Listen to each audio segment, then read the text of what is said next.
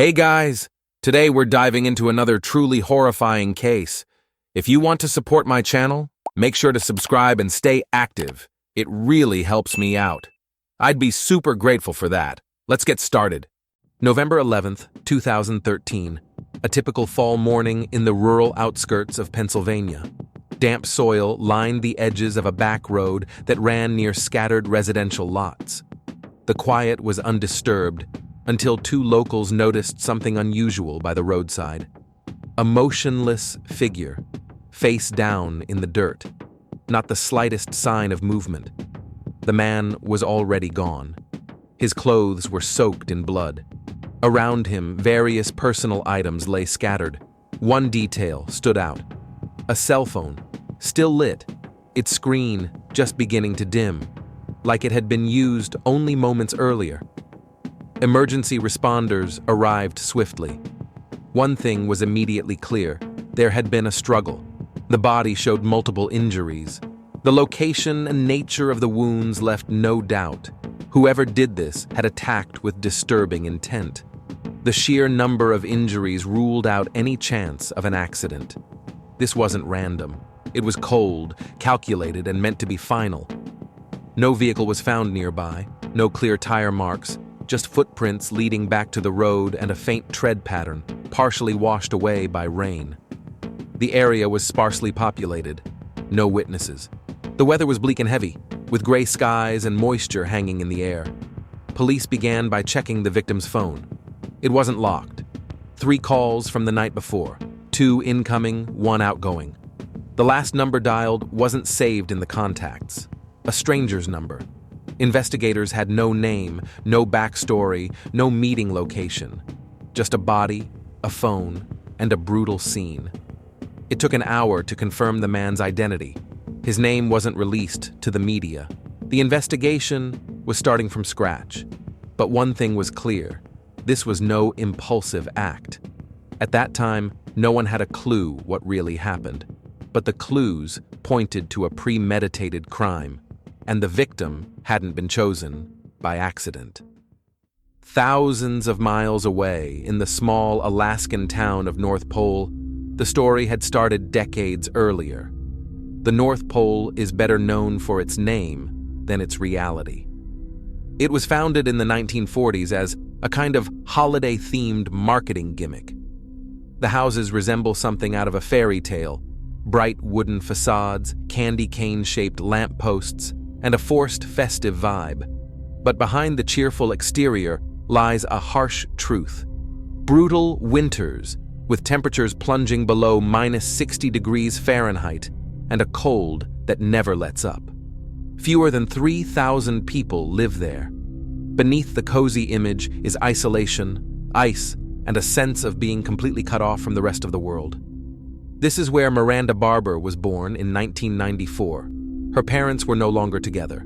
Her mother, Elizabeth, raised Miranda and her older sister Ashley on her own. Their father was barely involved.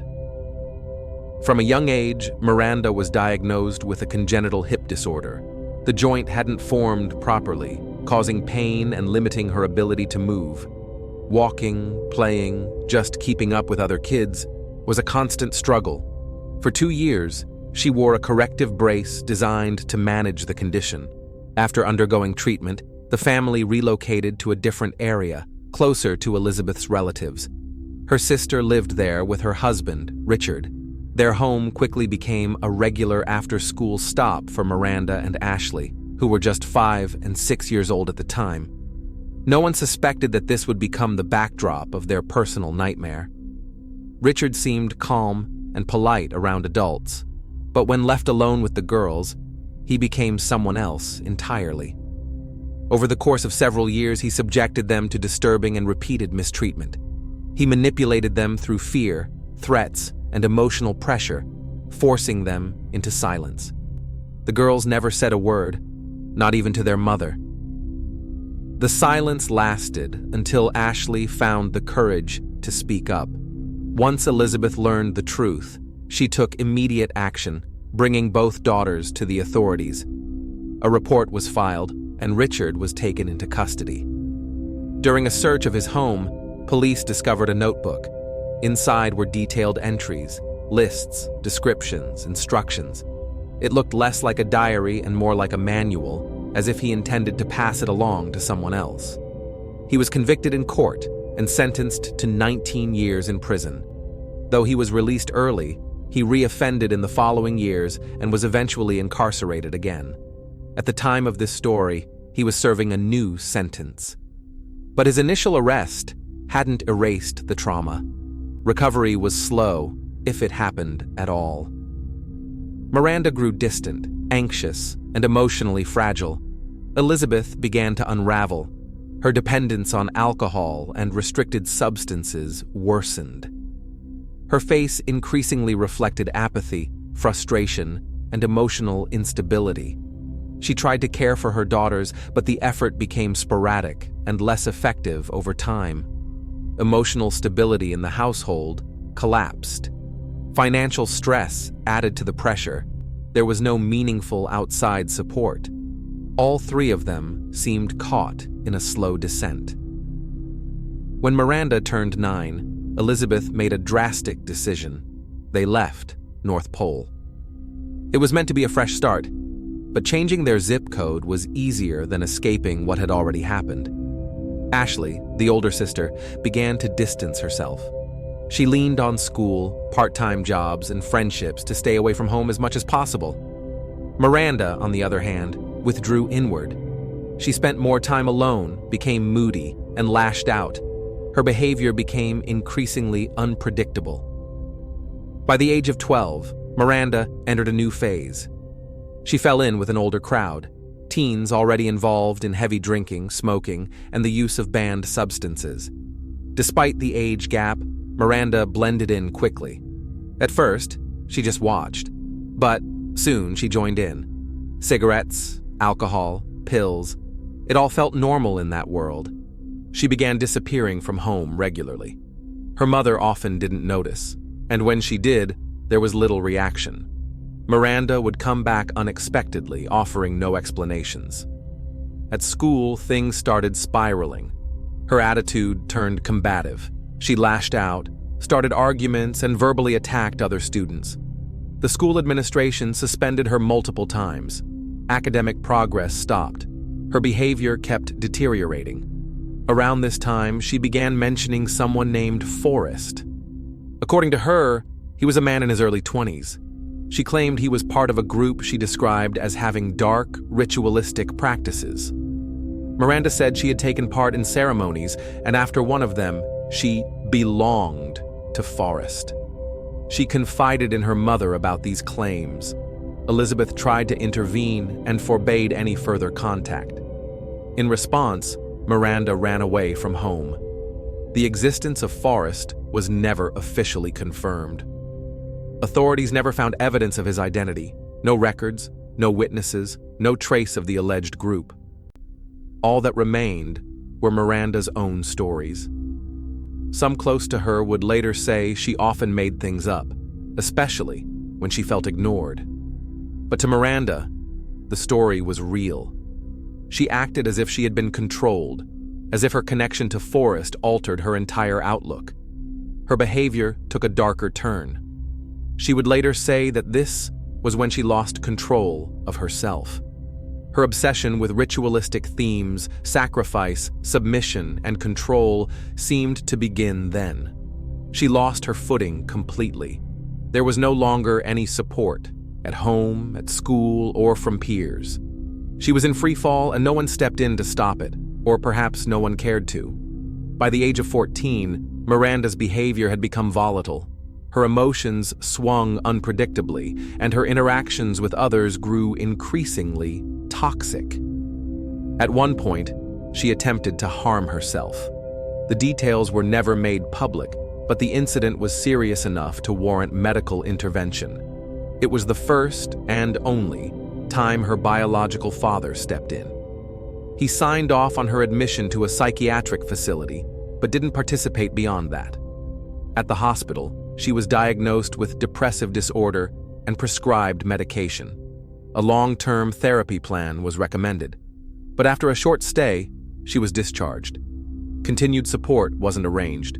She returned to the same unstable environment. Her mother still struggling with dependency, her sister focused on her own life. There were no reliable adults in Miranda's world.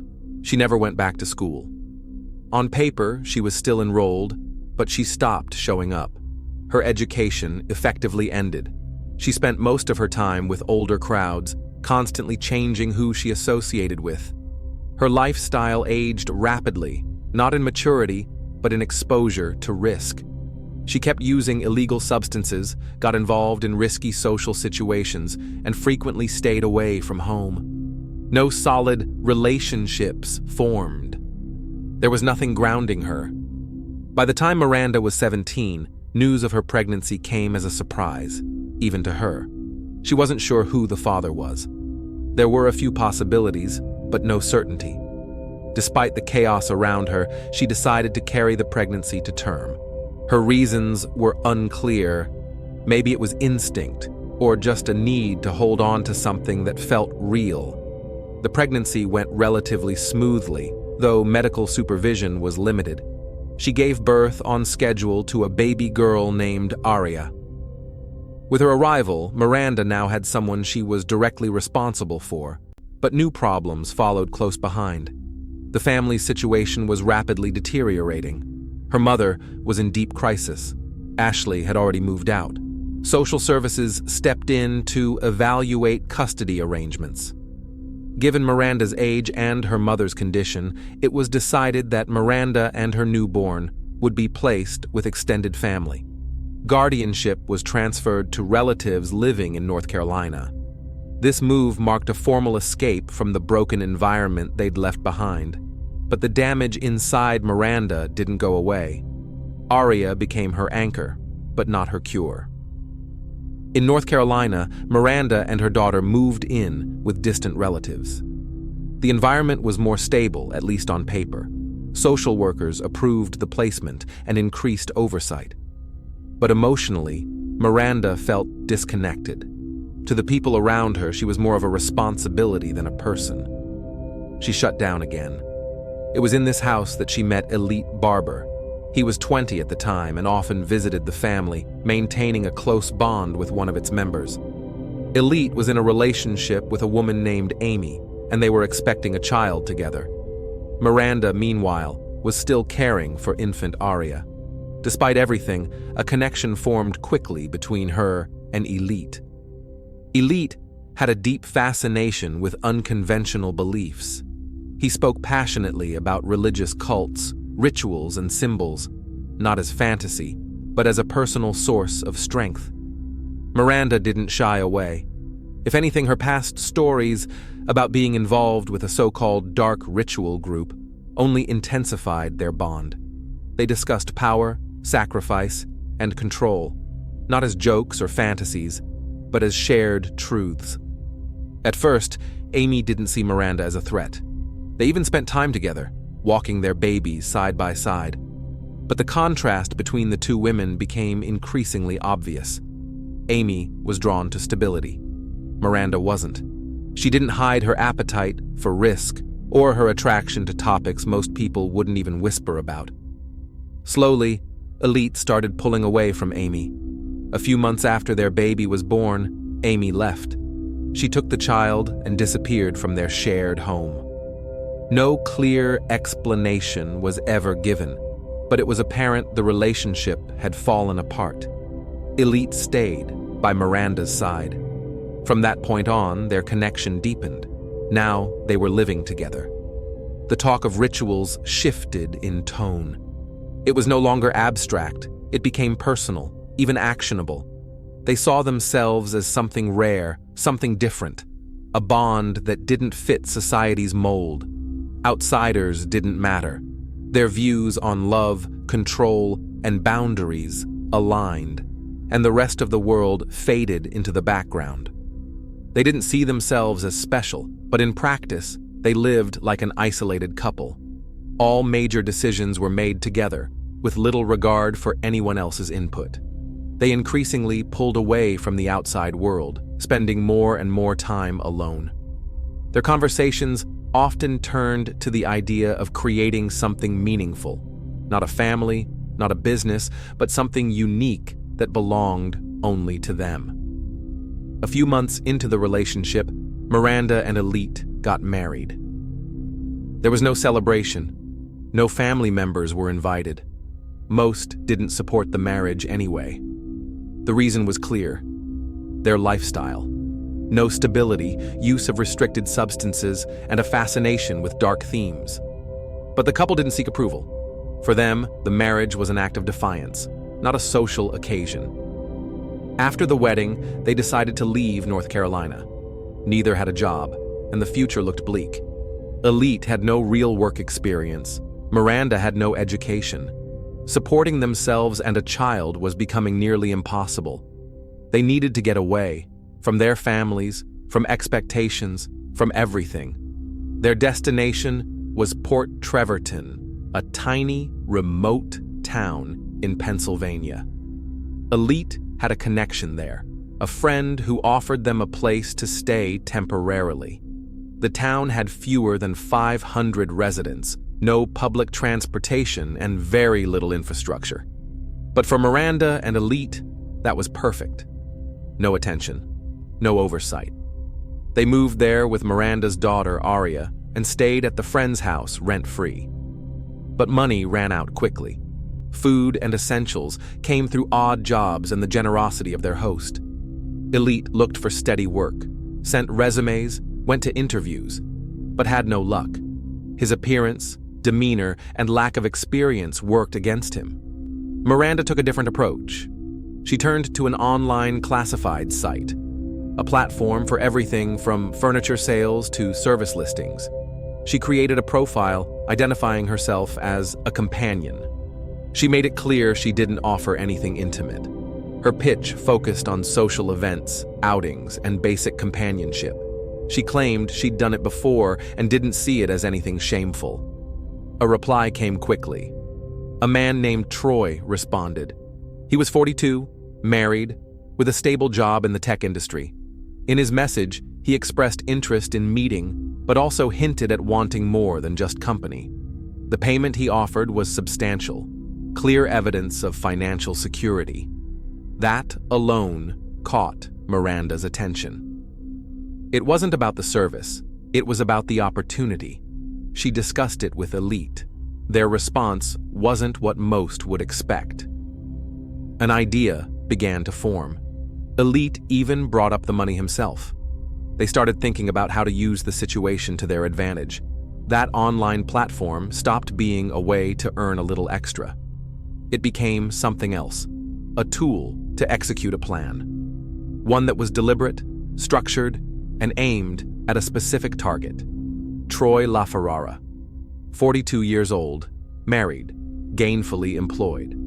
On the surface, a model citizen. He worked as an engineer for an IT company, earned a steady paycheck, and lived in the suburbs. Neighbors saw him as a devoted husband and responsible member of the community. No criminal record, no complaints. But that was just the surface.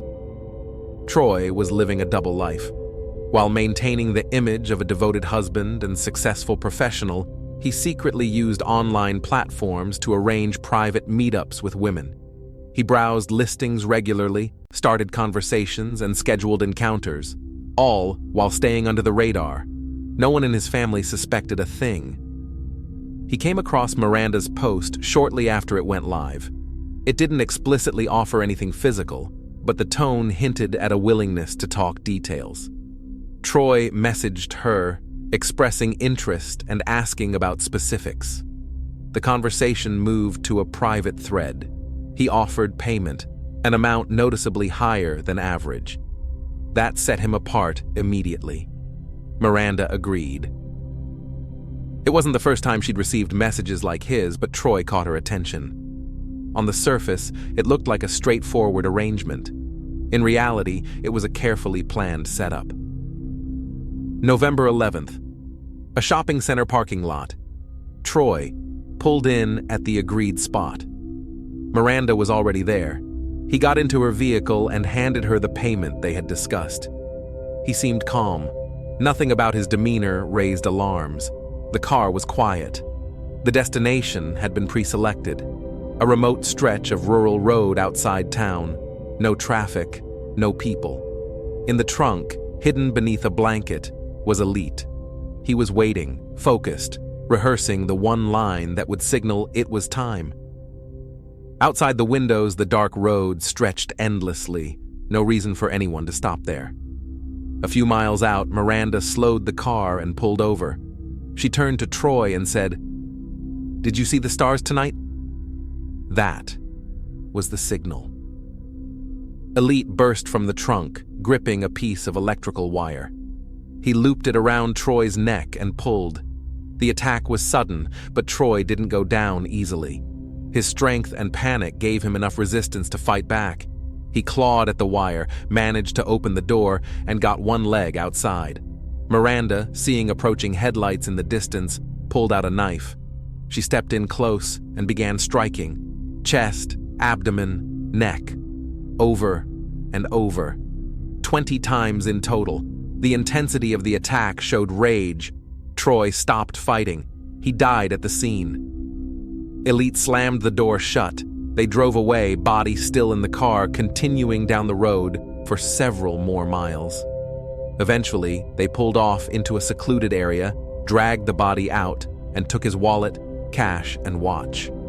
They left the phone, possibly by accident, possibly not. The body was dumped in a roadside ditch. No effort to hide it, no cover-up. Afterward, they headed to Walmart. They picked up supplies, bleach, brushes, gloves, wipes. No one noticed them. Everything was paid for in cash, using money from Troy's wallet. They cleaned the car elsewhere, far from the scene. They wiped down the seats, mats, and doors. The wire was tossed out. Later that evening, they went out to eat. It was Elite's birthday. They chose an upscale restaurant, ordered full meals and drinks. Again, they paid in cash. By the next morning, they were back to routine. No signs of stress, no panic, no fear. Troy LaFerrara's body was discovered early in the morning, lying near the side of a rural road. Grass partially covered him. There were no signs that anyone had tried to conceal the scene. Scattered nearby were his clothes and his cell phone. That device became the key. The phone was still powered on. Recent calls and messages were stored in its memory. One number appeared multiple times.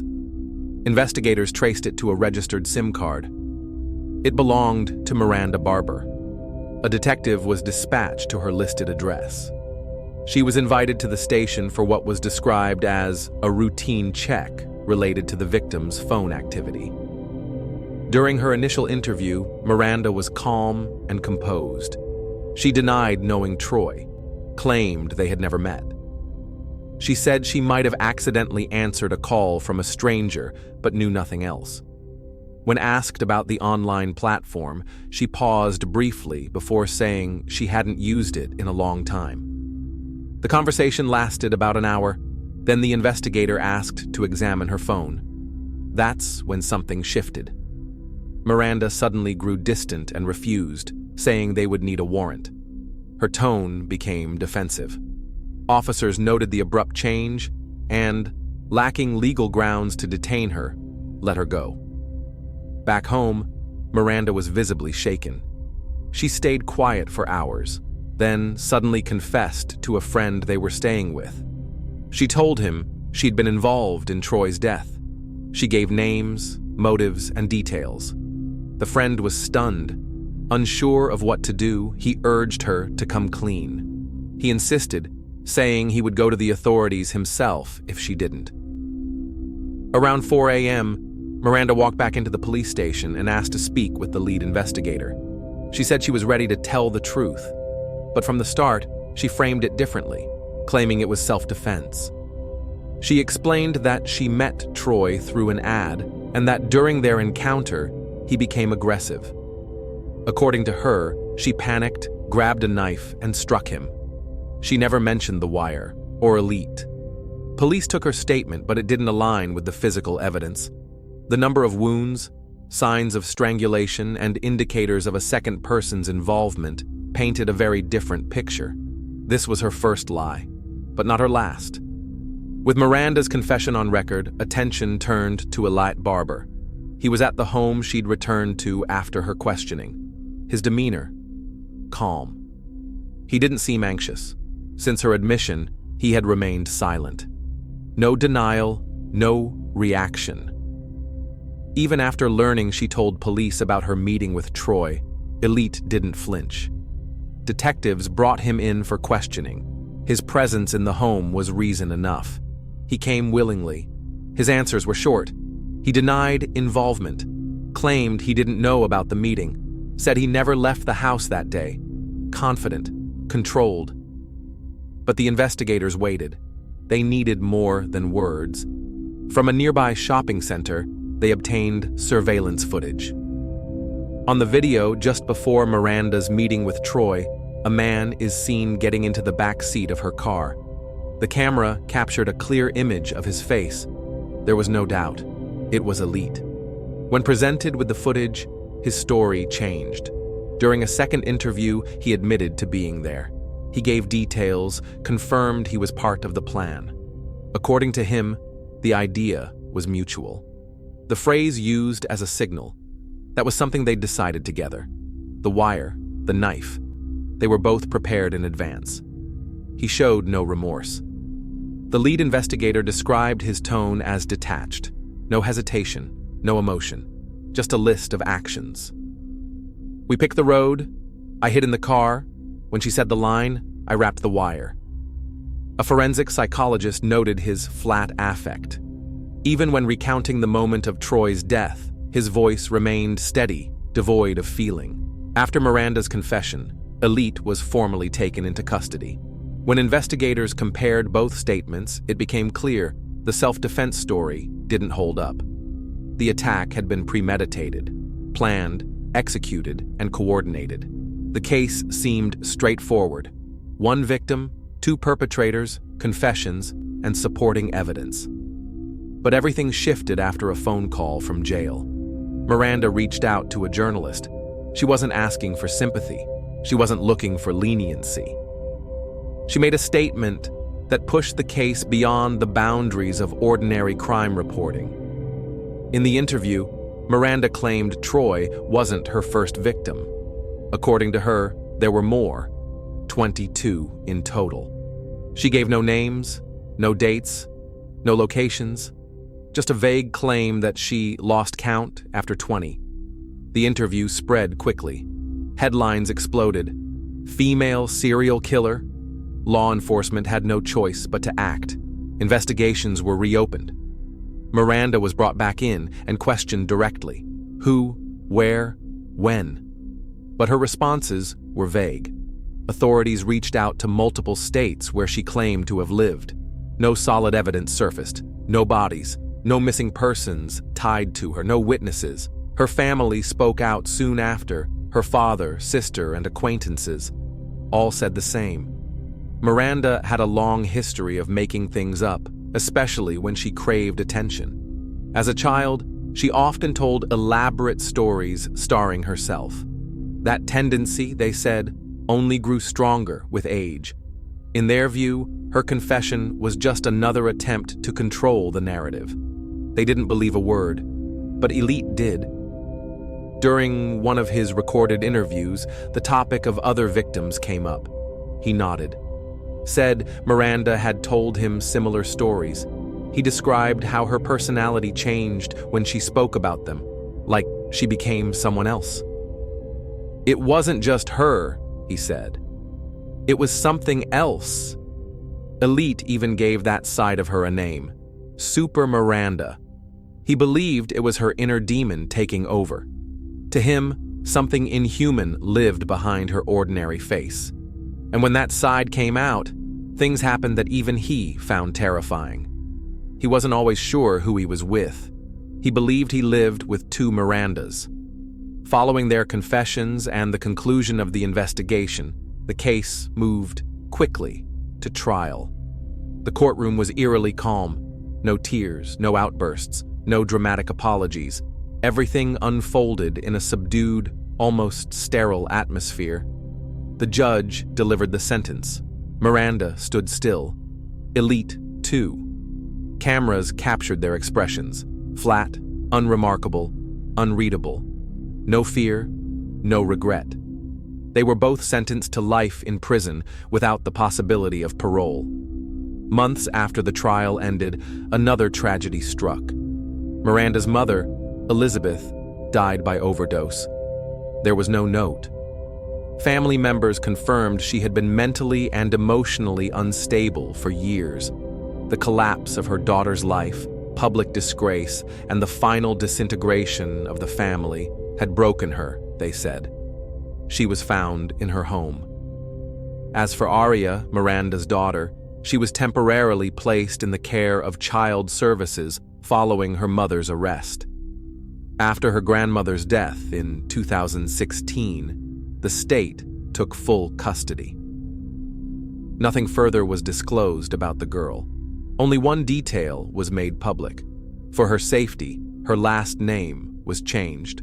Her current whereabouts remain unknown. Thanks for watching, everyone.